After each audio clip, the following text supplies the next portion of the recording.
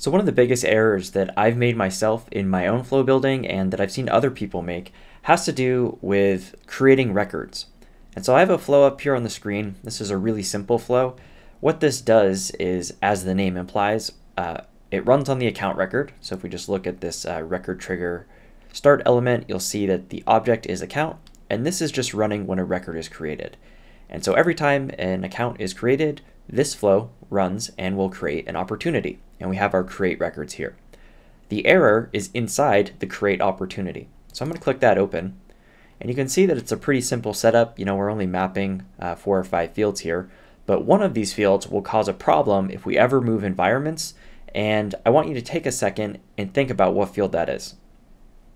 If you're looking at the record type ID and noticing that the record type is hard-coded, then you're absolutely right. So this value in here is specific to whatever environment you're working with.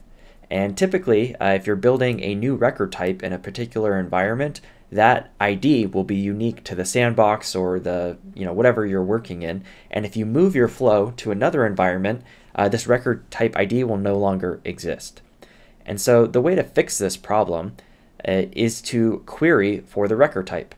The same way you might query for a QID, you should, as a best practice, always query for the record type IDs that you're working with. So that's really simple to do, and I'm going to show you how. So I'll press cancel here. All we need to do is add a get element to the canvas. So I'm just going to click the plus icon, and we'll just say, I'll type in get and get records, and this will be get record type ID.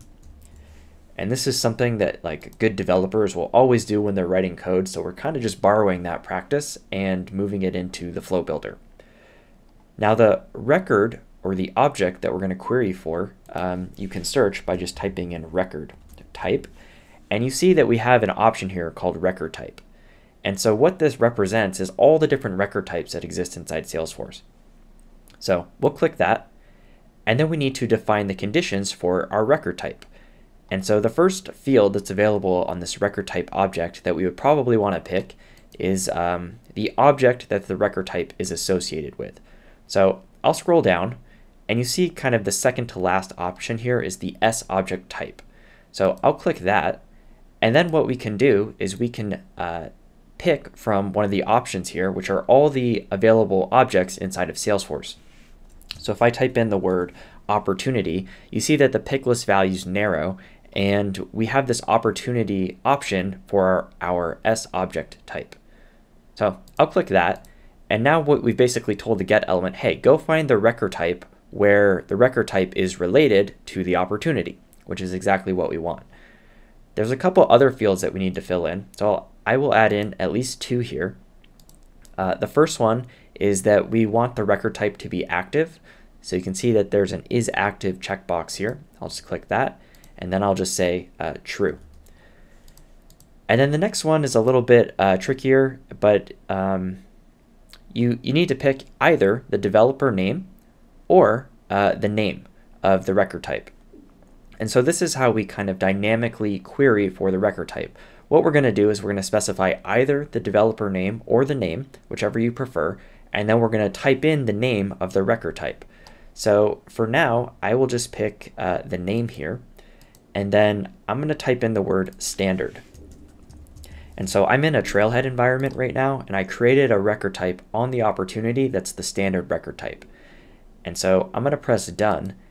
And then just to show you where you can look that up in your own environment, I'm going to navigate to one of the other tabs here, which is the opportunity record type for the standard record. And so you can see here that the label is standard.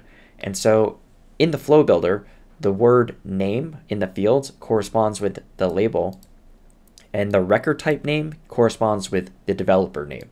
And you can see here that they're the same, and that's why you can kind of pick either one. But effectively what you're doing is you're saying, hey, go look for the record type that's on the opportunity, that's active, you can see the active checkbox there, and is named, standard. And that allows you to not have to worry about the ID specifically, because no matter what environment your flow ends up in, your flow will always query for the record type. The final step, if we go back to our flow, is to open up the create opportunity again.